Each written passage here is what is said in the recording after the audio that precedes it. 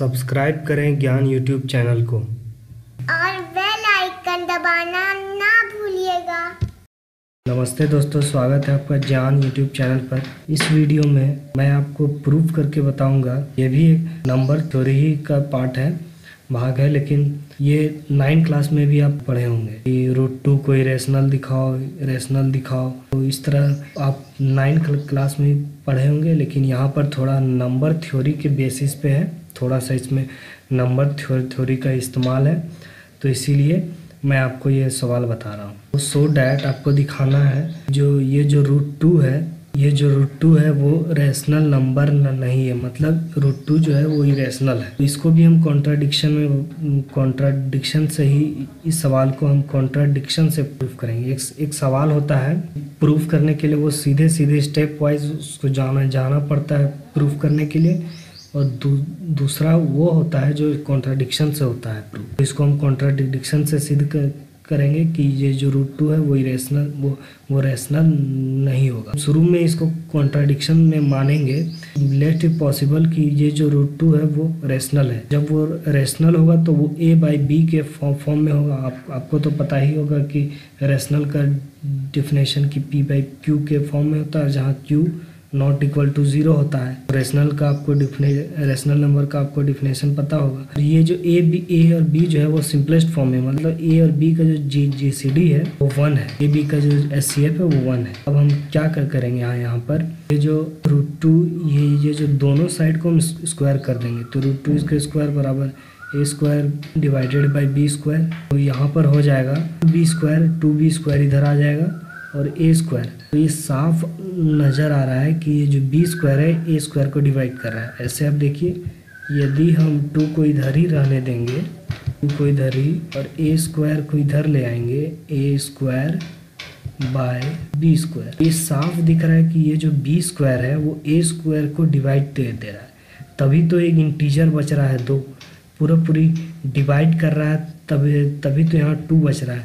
नहीं तो आपको कोई फ्रैक्शन मिलता है नीचे, कोई अगर डिवाइड नहीं कर पाता तो शायद आपको नीचे के 2 डिवाइडेड बाई 3, 6, 2 डिवाइडेड बाई 3, 5, 9, 6, 7 कोई भी नंबर मिलता डिनोमिनेटर में। ये डिवाइड कर दे रहा है, इसीलिए आपको पूरी 2 मिल जा रहा है। तो ये जो b² है वो a² को पूरी भाग दे रहा है। अब हम मानेंगे कि ये जो p है कि एक ऐसा p है, ऐसा एक नंबर p है जो b को डिवाइड कर रहा है। हम मानेंगे यहाँ पर भी हम एज्यूम करेंगे p जो है वो b को डिवाइड कर रहा है।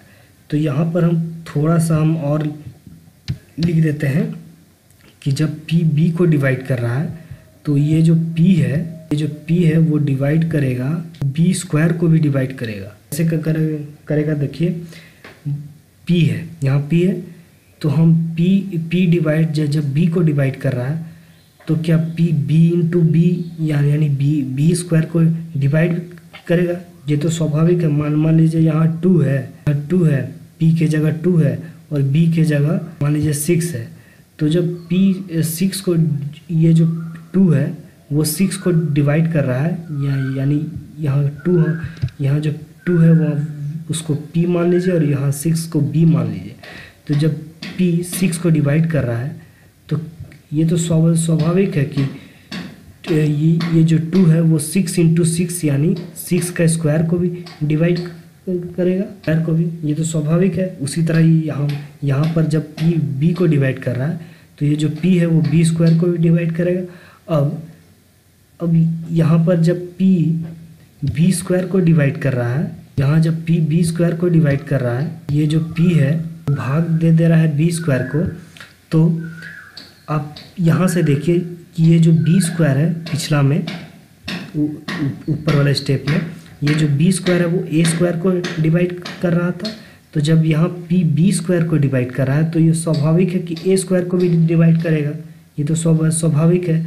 जब इसको आप एग्जाम्पल से भी देख सकते हो, और ये तो देखने ही से लग रहा है कि जब कोई नंबर मान लो 2 डिवाइड्स, यहाँ b² की जगह 2² है और a² की जगह 4² है। मान लो कोई नंबर है 2, तो टू पी के जगह टू मान लो, और यहाँ जो टू जब टू स्क्वायर को डिवाइड करेगा तो यही 2 4 स्क्वायर को भी डिवाइड करेगा। तो इसीलिए हम लिखे यहाँ कि ये जो p है वो डिवाइड करेगा a स्क्वायर। तो आगे देखिए कि जब p a स्क्वायर को डिवाइड कर रहा है तो p a को भी डिवाइड करेगा। कैसे?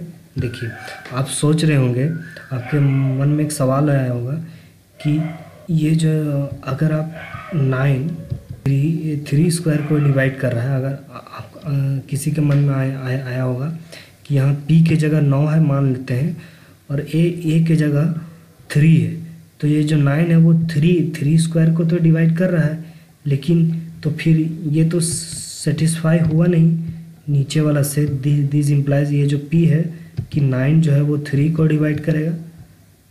ऐसा सवाल तो आया ही होगा मन में, लेकिन अब ध्यान दीजिए कि यहाँ पर जो p है, यहाँ पर जो p था वो b को डिवाइड कर रहा था, p b को डिवाइड कर रहा है, और p जो है वो b स्क्वायर को भी डिवाइड कर रहा है, p b को भी डिवाइड कर रहा है और p b स्क्वायर को भी डिवाइड कर रहा है। और ये जो b स्क्वायर है वो या तो a स्क्वायर से बराबर होगा या उससे छोटा होगा। a स्क्वायर से कभी बड़ा नहीं हो पाएगा।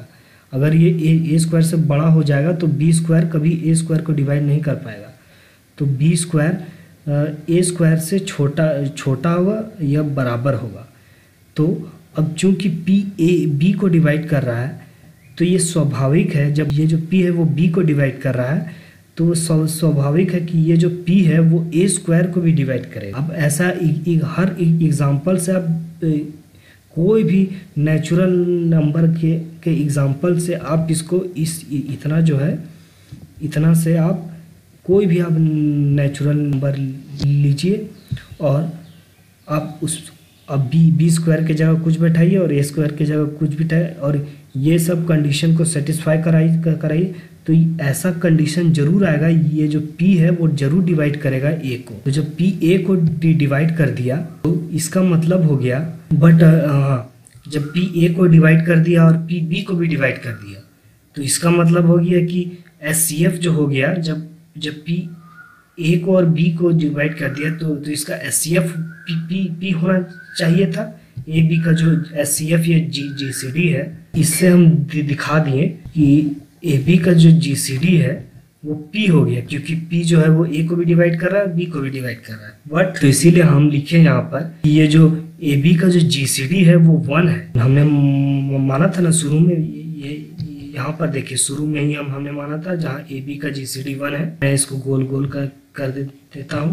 हमने माना था कि AB का GCD 1 है, जो कॉन्ट्राडिक्शन और फिर हमने सिद्ध कर दिया कि AB का GCD P आ रहा है, तो ये कॉन्ट्राडिक्शन हो गया। तो हेंस ये जो हमने शुरू में माना था कि √2 रैशनल नंबर है, hence √2 is not a rational number, मतलब √2 रैशनल नंबर नहीं है, इरेशनल नंबर है। धन्यवाद दोस्तों।